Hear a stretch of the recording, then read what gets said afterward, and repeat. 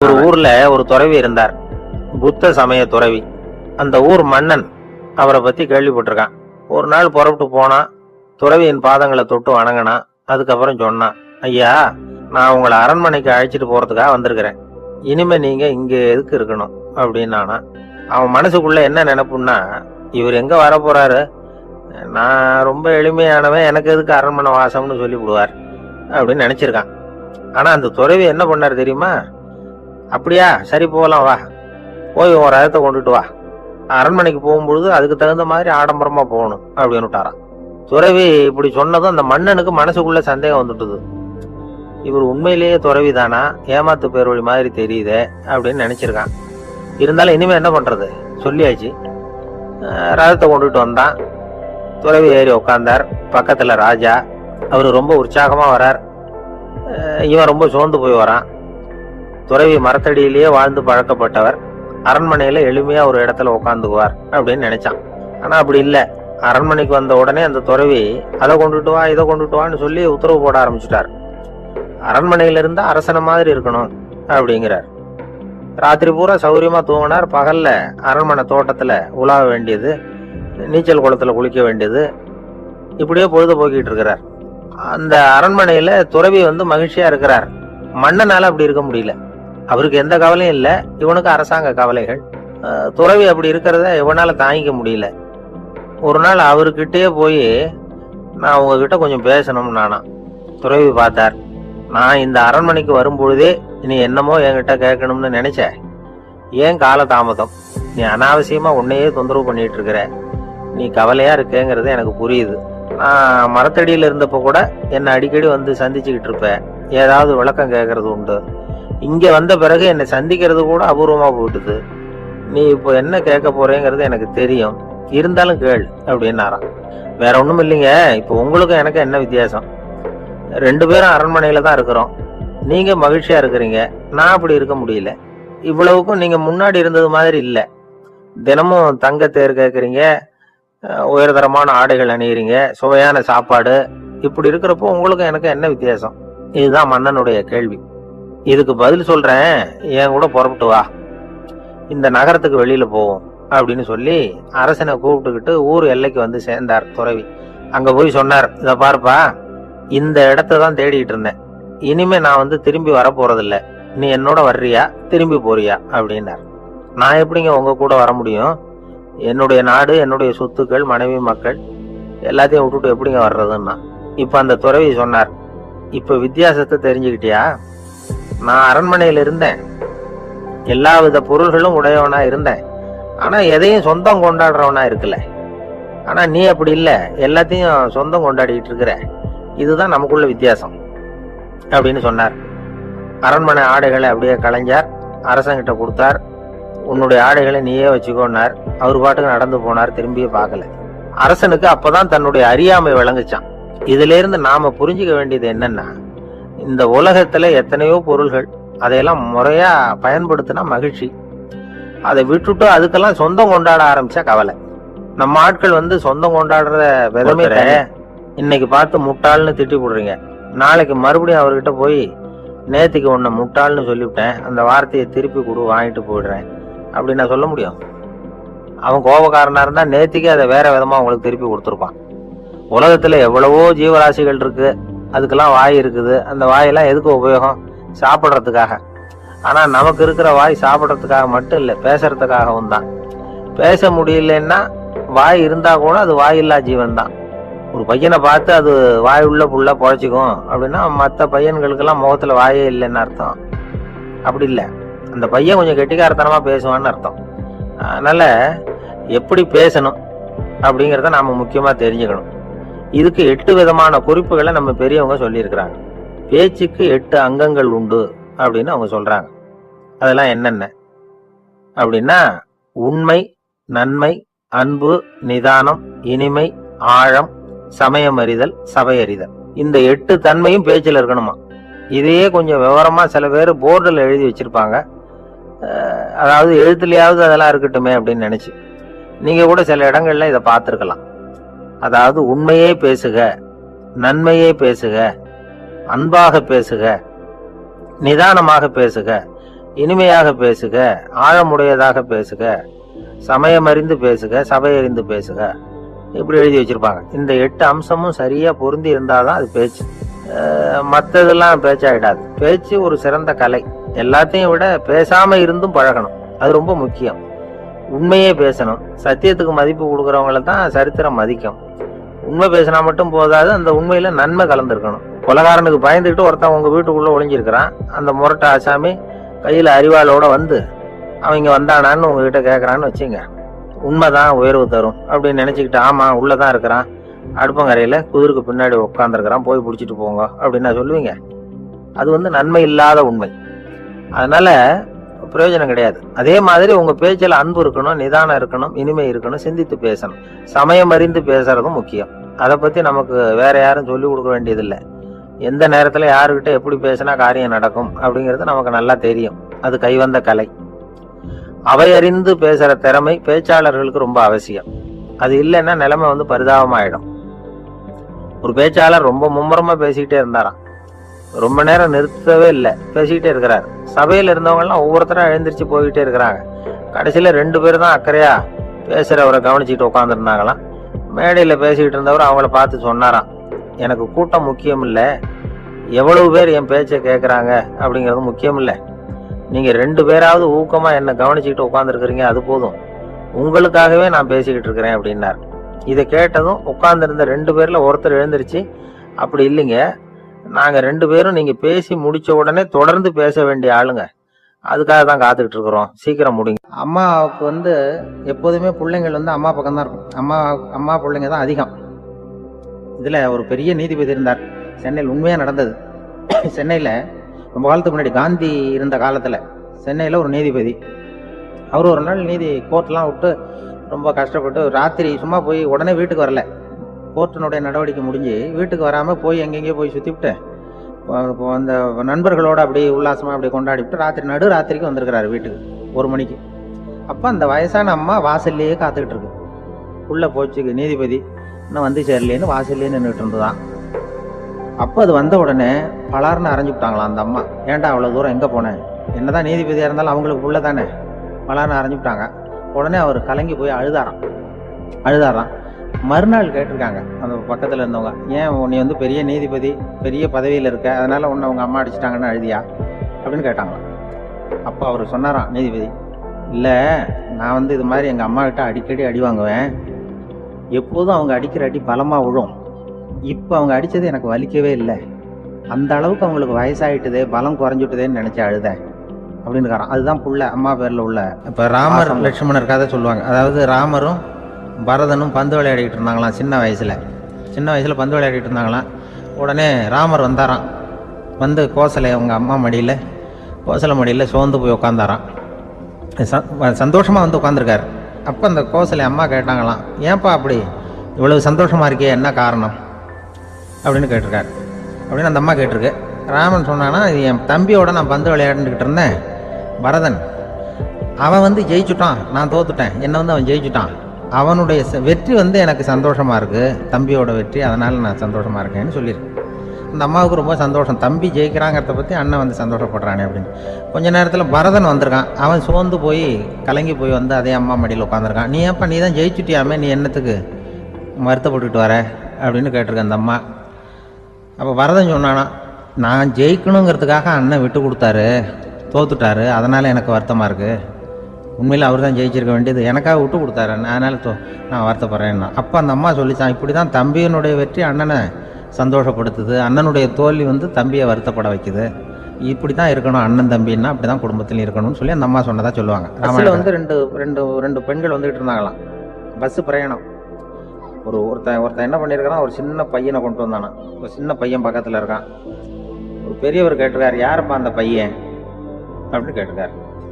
இவன் சொன்னானா, இந்த பையன் எனக்கு தூரத்து உறவுன்னு இருக்கான். சரி, தூரத்து உறவுன்னா எப்படி அப்படின்னு கேட்டிருக்கான். இந்த பையன் எங்கள் அப்பாவுக்கு 8வது புள்ள அப்படின்னா, கூட பிறந்தவனே அவ்வளோ தூரமாக போயிட்டான், 8வதாக பிறந்தான். அப்படி இருக்கு குடும்ப உறவுகள்ங்கிறது.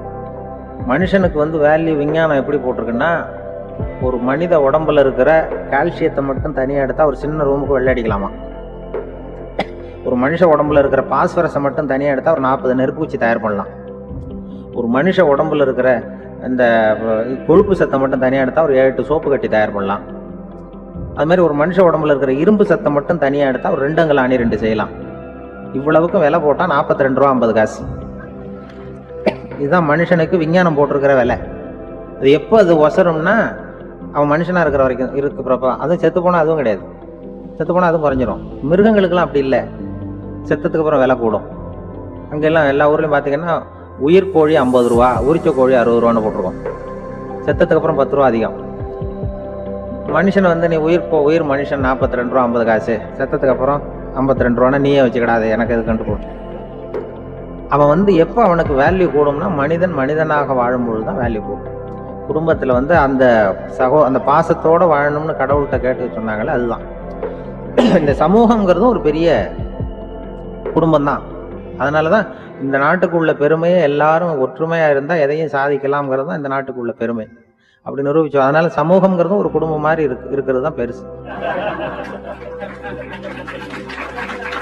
நபிகள் நாயகத்தினுடைய பேரர்கள் பாத்திமாவனுடைய பிள்ளைகள் 2 பேர், ஹசன் ஹுசைன் 2 பேர் நபிகள் நாயகத்தினுடைய பேரன்மார்கள். அன்னை பாத்திமாவனுடைய குழந்தைகள். ஹசனும் ஹுசைனும் பேசிக்கிறதே இல்லையா கொஞ்ச நாள். இந்த அம்மாவுக்கு அதை பார்க்குறாங்க, ஏதோ அண்ணன் தம்பிக்குள்ள ஏதோ தகராறு போல் இருக்கு, ஏன் பேசிக்க மாட்டேங்கிறாங்க அப்படின்னு சொல்லி அந்த பிள்ளைகளை கூப்பிட்டு வச்சு அந்த அம்மா புத்தி சொல்லிச்சான். இந்த பாருப்பா, நீ வந்து அண்ணன் தம்பிக்குள்ள இது மாதிரி இருக்கக்கூடாது. உங்கள் பாட்டனார் ஒரு புத்திமதி சொல்லியிருக்காரு, உனக்கு தெரியுமா? ஒரு முஸ்லீம் இன்னொரு முஸ்லீமோடு 3 நாட்களுக்கு மேல் பேசாமல் இருந்தால் அது அவனை கொலை செய்வதற்கு ஒப்பாகும் அப்படின்னு நபிகள் நாயகம் சொல்லியிருக்காரு, தெரியுமா உனக்குன்னு அந்த அம்மா சொல்லிச்சான். அப்போ அந்த தம்பிக்காரர் சொன்னாராம், ஹுசைன் சொல்லியிருக்காரு, அதுவும் எனக்கு தெரியும். அதே தாத்தா பாட்டனார் என்ன சொல்லியிருக்காருன்னா, அந்த 2 பேர்ல யாரு முதல்ல சலாம் சொல்றாங்களோ, யாரு முதல்ல முன்னாடி பேசுறாங்களோ அவங்களுக்கு சொர்க்கம் கிடைக்கும், இறைவனுடைய ஆசி கிடைக்கும்னு சொல்லியிருக்கிறார். அந்த ஆசி அண்ணனுக்கு கிடைக்கட்டுமேங்கிறதுக்காக நான் பேசாம இருக்கிறேன் அப்படின்னா. அந்த ராமனும் பரதனும் எப்படி இருந்தாங்களோ அப்படிதான் ஹசனும் ஹுசைனும் இருந்திருக்கிறார்கள். அந்த பாசம் தான் குடும்பத்துல வேணும். குடும்பத்துல அண்ணன் தம்பி எப்படி நடந்துக்கணும், அம்மா பிள்ளை எப்படி நடக்கணும். ஒரு ஊர்ல ஒரு சிவன் கோயில் இருந்துதான். சிவன் கோயில்ல அந்த புறாவெல்லாம் வளர்ந்துகிட்டு இருந்திருக்கு. அந்த மாடத்துல, சிவன் கோயில் மாடத்துல புறாவெல்லாம் குடியிருந்திருக்கு. உடனே அதுக்கு கும்பாபிஷேகம் பண்றதுக்காக ஊர்ல திட்டம் போட்டாங்க. சிவன் கோயிலுக்கு வெள்ளடிக்க ஆரம்பிச்சாங்க. வர்ணம் பூச ஆரம்பிச்சதும் அதுக்கு சாரம் கட்டுவாங்கல்ல, இந்த குச்சியெல்லாம் வச்சு சாரம் கட்டுவாங்க. உடனே இந்த புறாவெல்லாம் என்ன பண்ணிச்சான், இனிமேல் நம்ம இங்கே வெள்ளடிக்கிறாங்க, கும்பாபிஷேகம் வருது, நம்ம இங்கே குடியிருக்க முடியாது, எதிர்த்தாப்புல எங்கே போகலான்னு பார்த்துருக்கு. நம்ம உயரம் கோபுரத்தில் இருந்த புறாவெல்லாம் எதிர்த்தாப்புல ஒரு மாதா கோயில் இருந்திருக்கு, சர்ச்சு. அங்கே சில மாடங்களில் புறாவெல்லாம் இருக்குது, சில மாடம் இருக்குது. உடனே நம்மளாம் அங்கே போடும் கொஞ்சம் காலத்துக்குன்னு எல்லாம் புறப்பட்டு இந்த மாதா கோயிலுக்கு போயிடுது. அங்கே போனால் அங்கே இருக்கிற புறாவோடு சேர்ந்து இதுவும் குடியிருந்துட்டு இருக்கு. கொஞ்ச நாள் என்னாச்சு, அங்கே கிறிஸ்மஸ் வந்துட்டுது. கிறிஸ்மஸ் வந்ததும் சரி இங்கேயும் வெள்ளடிக்க ஆரம்பிக்கிறாங்க. நம்ம மறுபடியும் எங்கடா போகிறதுன்னு பார்த்தா அங்கே இருக்கிற புறாவோட சேர்ந்து இதுவும் சேர்ந்து நேராக ஒரு பள்ளிவாசல் இருந்தது. எதுக்கு அங்கே இருக்கிற மாடத்தில் போய் அங்கே குடியேறிட்டுது எல்லாம். அங்கே போனால் அங்கே ரமலான் மாதம் வந்து ரம்சானுக்காக அதையும் புதுப்பிக்க ஆரம்பித்தாங்க. இது என்ன பண்ணுறதுன்னு சொல்லி இந்த 3 செட்டு புறாவும் சேர்ந்து என்ன பண்ணிச்சு, எங்கே போகலான்னு பார்த்தா மறுபடியும் அதுக்குள்ளே இந்த சிவன் கோயிலில் கும்பாபிஷேகம் முடிஞ்சிருக்கு. அங்கே போடுவோம் எல்லாருன்னு சொல்லி எல்லா புறாவும் அந்த சிவன் கோயிலுக்கு வந்துட்டுது. அங்கே போய் மாடத்தில் அதை குடியிருந்துட்டுது. அப்போ திடீர்னு ஒரு நாள் பார்த்தா ஒரே கலவரம் பூமியில் எல்லாம் ஒருத்தன் அருவாளை தூக்கிட்டு நிற்கிறான், குச்சி எடுத்து ஒருத்தனை சுட்டுக்கிறான். ஒரே கலவரம், சத்தம், ஒரே மத கலவரம் வந்துட்டுது ஊரில்.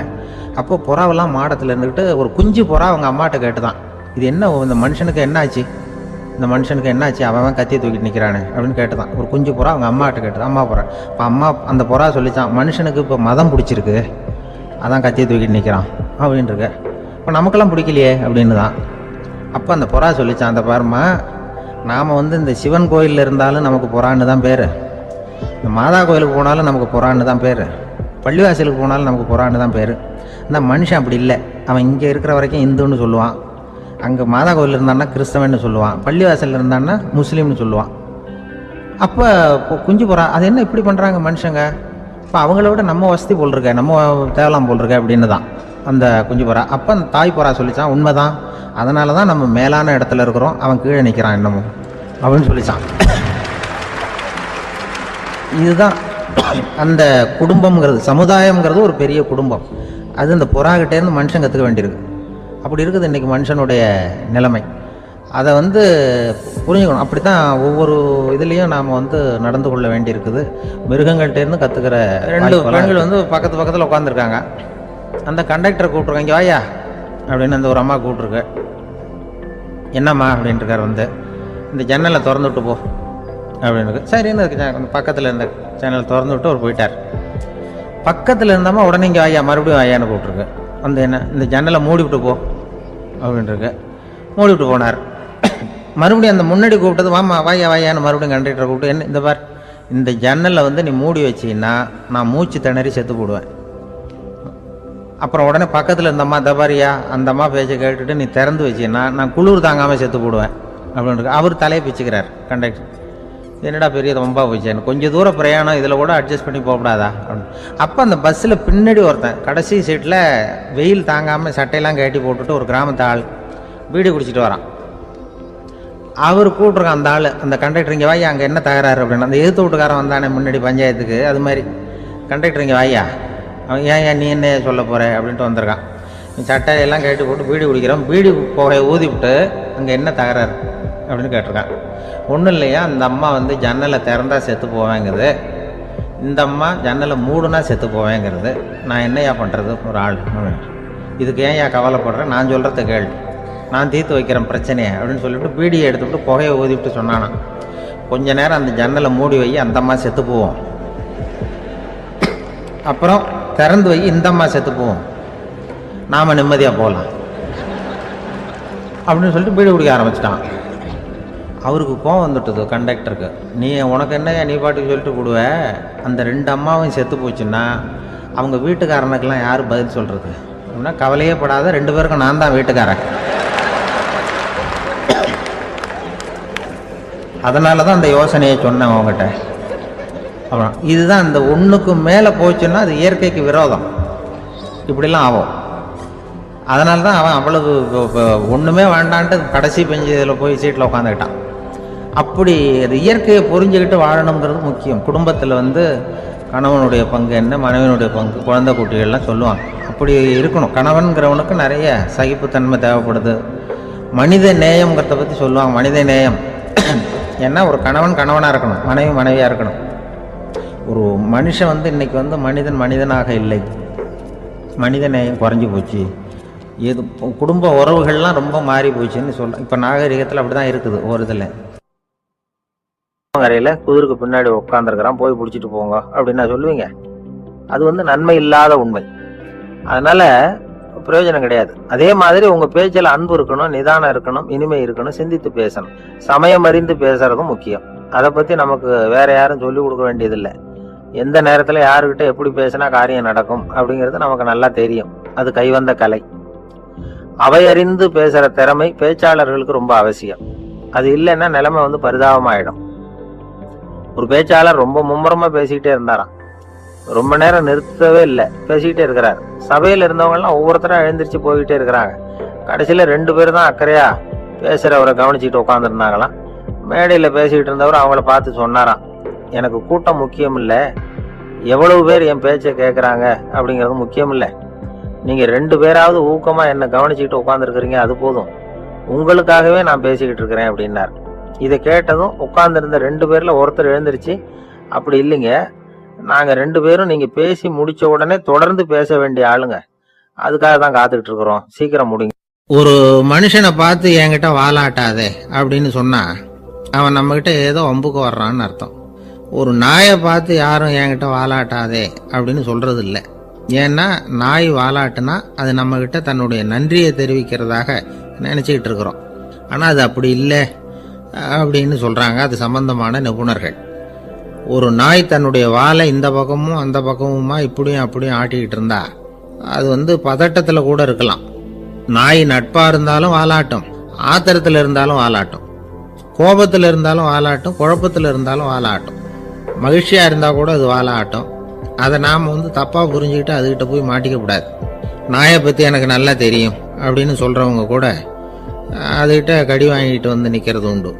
நிபுணர்கள் என்ன சொல்றாங்க தெரியுமா, எப்பவுமே நாய்கள் திடீர்னு கடிச்சு விடுறது இல்ல, கடிக்கிறதுக்கு முன்னாடி சில அறிகுறிகளை காட்டும், அதை சரியா புரிஞ்சுக்கிட்டோம்னா தப்பிச்சுக்கலாம். ஒரு வீட்டுக்கு போகிறீங்க, அங்கே புதுசாக ஒரு நாயை பார்க்குறீங்க, உடனே அதுக்கிட்ட போய் குனிஞ்சு சிரிச்சுக்கிட்டே அது தலையில் தட்டுறீங்க. இது ரொம்ப தப்பான். ஒரு நாய் இன்னொரு நாயை நேருக்கு நேர் பார்த்து பல்ல காட்டுனா அது தன்னுடைய தன்முனைப்பை காட்டுதுன்னு அர்த்தமா. உன்னை விட நான் பெரியவன் அப்படின்னு சொல்லுதுன்னு அர்த்தம். அதனால் நீங்கள் அது மாதிரி கிட்ட போய் சிரிக்கிறோம் அப்படின்னு நினச்சிக்கிட்டு பல்ல காட்டினா உங்களையும் எதிரியாக நினச்சிரும். இன்னொரு விஷயம் என்னென்னா, தலையில் தட்டுனா நாய்க்கு பிடிக்காது. அது தன்னை அடக்கிறதாகவும் அச்சுறுத்துறதாகவும் நினச்சிக்கிட்டு இருக்கும். சரி, அப்படின்னா புதுசாக ஒரு இடத்துல அல்லது வீட்டில் நாய்க்குட்டியை பார்த்தா என்ன பண்ணுறது? நீங்கள் சும்மா இருங்க, அதுவாக கிட்ட வரட்டும். அதுக்கப்புறம் அதுக்கிட்ட கனிவாக பேசுங்க. கன்னம், மார்பு, தோல் இங்கெல்லாம் தட்டலாம், தப்பு இல்லையா? தலையில் தான் தட்டப்படாதான். ஒரு நாய் உங்களை நோக்கி ஓடி வருது, நீங்களும் ஓடுனா அது துரத்த ஆரம்பிச்சிடும். அசையாமல் சில மாதிரி நின்றுடுங்க, அது கிட்ட வராது. அதுக்கு ஆர்வம் இல்லாமல் போயிடும். ஒரு தெருவில் சின்ன பிள்ளைங்க நிறைய பேர் விளையாடிக்கிட்டு இருக்கிறாங்க. அப்போ சில நாய்கள் அங்கே ஓடி வருது. எல்லாரும் ஓடினாங்க. அப்படி ஓடுறப்போ ஒரு பையன் கால் தடிக்க கீழே விழுந்துட்டான். என்னாச்சு தெரியுமா? துரத்திட்டு வந்த நாய்கள்லாம் கீழே விழுந்தவன ஒன்றும் செய்யலை, அவன் கிட்டே போகல. ஓடிக்கிட்டு இருந்தாங்கல்ல பசங்க, அவங்கள துரத்திக்கிட்டு அவங்க பின்னாடி ஓடிச்சான். அதுதான் நாய்களுடைய சுபாவம். ஒரு நாய் நம்மளை நேருக்கு நேர் முறைச்சி பார்க்குதுன்னு வச்சுங்க, நாமளும் அதை முறைச்சி பார்க்கக்கூடாது. நாம் வேற பக்கம் எங்கேயாவது பார்க்க ஆரம்பிச்சிடணும். ஒரு நாய் கோபமாக இருந்ததுன்னா அதோட வால் உறுதியாக நேராக நிற்கும். ஒரு நாய் பணிந்து போனால் அல்லது பயந்து போனால் அது தன்னோட வாலை காலுக்கு நடுவில் வச்சுக்கும். ஒரு நாய் நம்மளை பார்த்து பயந்து நிற்குதுன்னு வச்சுங்க, அதனால் நமக்கு ஆபத்து இல்லைன்னு நினச்சிடக்கூடாது. உங்களை பார்த்துட்டு ஒரு நாய் ஒடுங்குச்சுன்னா நீங்கள் விலகி போயிடணும் அப்படின்னு அது நினைக்குது. நிறைய பேர் பயந்து போன நாயால் கடிபடுறாங்க. இவன் நம்மளை விட பெரிய ஆள், மாட்டிக்கிட்டோம், வேற வழி இல்லை அப்படிங்கிற நினைப்புல தான் நாய் கடிக்க ஆரம்பிக்குதான். இதே மாதிரி சங்கிலியால் கட்டி போடப்பட்டிருக்கிற நாயும் ஆபத்தானது தான். தொடர்ந்து கட்டி போட்டிருந்தா காலப்போக்கில் அது ஒரு மாதிரி ஆகிடும். நாய் குழந்தைகளை கடிக்காது அப்படின்னு சில பேர் சொல்லுவாங்க. அதுவும் ஒரு தவறான நம்பிக்கை. அதனால் சின்ன குழந்தைகளை தனியாக நாயோட விளையாட விடக்கூடாது. ஆக கூடி நாயை பற்றி நிறைய விஷயம் புரிஞ்சுக்க வேண்டியிருக்குது.